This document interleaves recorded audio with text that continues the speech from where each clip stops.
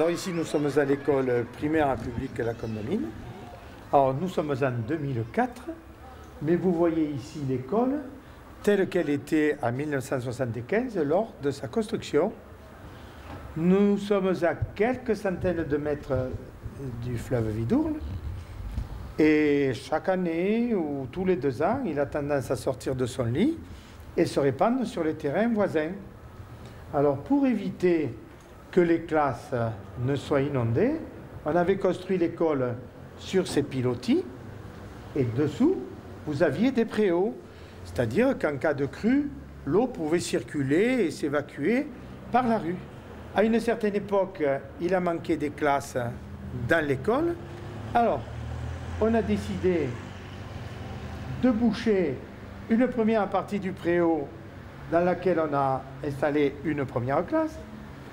Et en 2002, lors de la grande vidourlade, l'eau est arrivée, elle a monté, elle a défoncé les portes, elle a fait exploser toutes les vitres, toutes les fenêtres, et elle est arrivée jusqu'au plafond.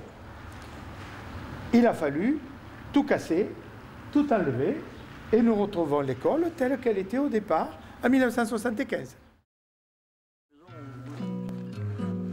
Comment peut-on expliquer ce manque de vigilance? Voyons ce que nous livre un micro-trottoir sur la mémoire des crues. Je suis né dans le quartier le plus bas des Margues, j'ai 68 ans, je suis de sa classe.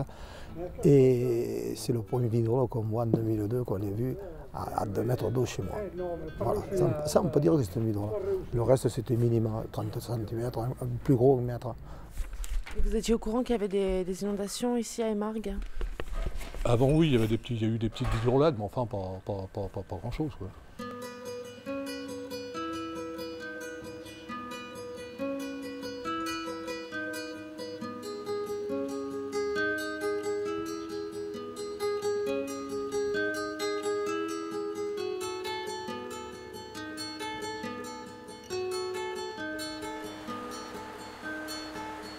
L'intervalle entre 2 inondations importantes est relativement long, puisqu'on peut parler de plusieurs décennies. Cet intervalle-là permet de ne plus penser à l'inondation, de plus y penser tout à fait comme on devrait, comme on y pense aujourd'hui.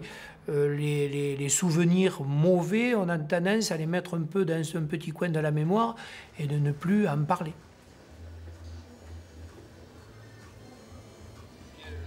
Ça se relâche parce que, comme toujours, vous savez, quand les choses ne se produisent pas toutes les années, après, on se dit, on oublie. Vous savez que les Français ont la mémoire courte, hein, et donc on oublie. Hein, c'est dans tout pareil. Hein.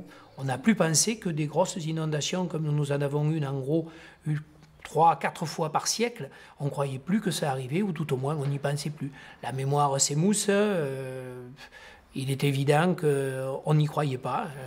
La réalité nous a remis ce qu'on appelle vulgairement les pendules à l'heure. C'est malheureux, mais il faut toujours qu'il y ait des catastrophes. Vous voyez, même pour les accidents, pour tout, il faut qu'il y ait des catastrophes pour que les gens se réveillent et qu'ils soient vigilants.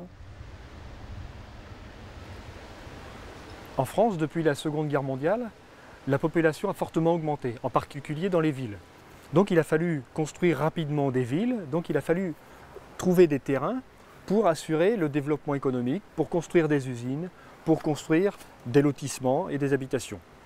Cette période, en plus, a correspondu à une absence de grandes catastrophes meurtrières. Il n'y a pas eu d'inondation très grave depuis les années 1950.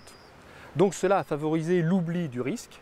Donc les aménagements ont souvent été faits à la hâte et sans tenir compte du risque inondation.